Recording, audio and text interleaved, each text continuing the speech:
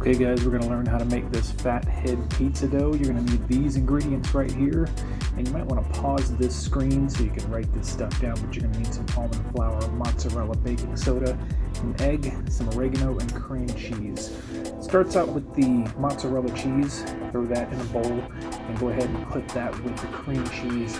Now you need to put this in the microwave and melt it, but before we start, we're going to go ahead and preheat that oven to 425. And we're going to start with 30-second increments on this. So put it in the microwave, add 30 seconds, let that go, and then stir it up. It won't be quite melted. Just kind of get it together and then throw it back in the microwave for another 30 seconds. You'll have to do this a couple times until you get it melted down all the way. Then it will mix together smoothly. It'll look a little something like this when it comes out.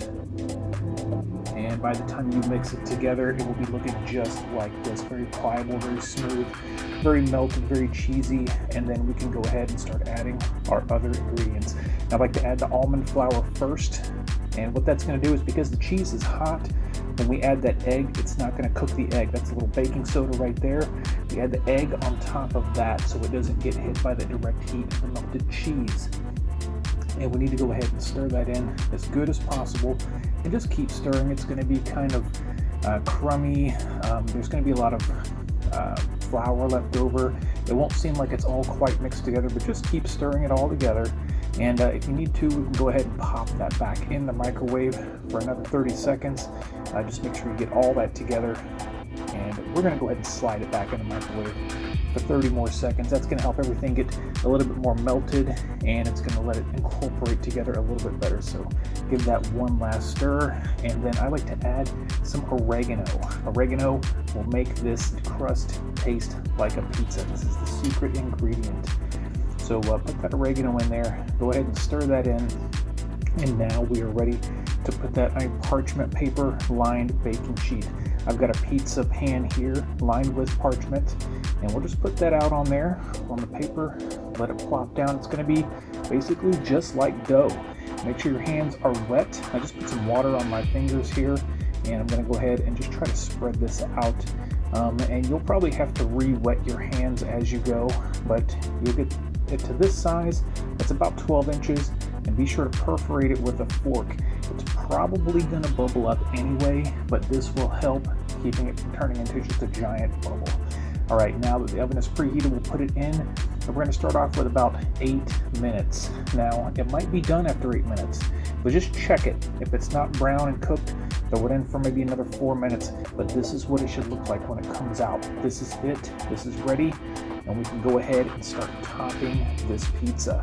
You can see it's a little bubbly, but that's okay. Those bubbles are going to fall down once we start putting everything on. So I'm going to go ahead and put some sauce, and I'm using Rayo's pizza sauce. It has a very small amount of sugar, and I find it just be very good sauce. And obviously we need some more mozzarella cheese, so the rest of that mozzarella cheese is going to go on the bottom here. And then after that, we're going to go ahead and add some toppings. I like mushrooms. I just feel like it's a good item on pizza, and every pizza needs pepperoni, so we're throwing our pepperonis on there. And after the pepperonis are on the pizza, we're going to go ahead and put the cheese on top. We have to top everything with cheese, of course. A few more pepperonis on there. There's the cheese. Oh yes, this is really looking good now. So the crust is basically done. You're basically just going to throw this back in for a few more minutes just to cook the toppings and melt the cheese. So another 8 minutes in the oven, that's all it takes. And we're going to get that going.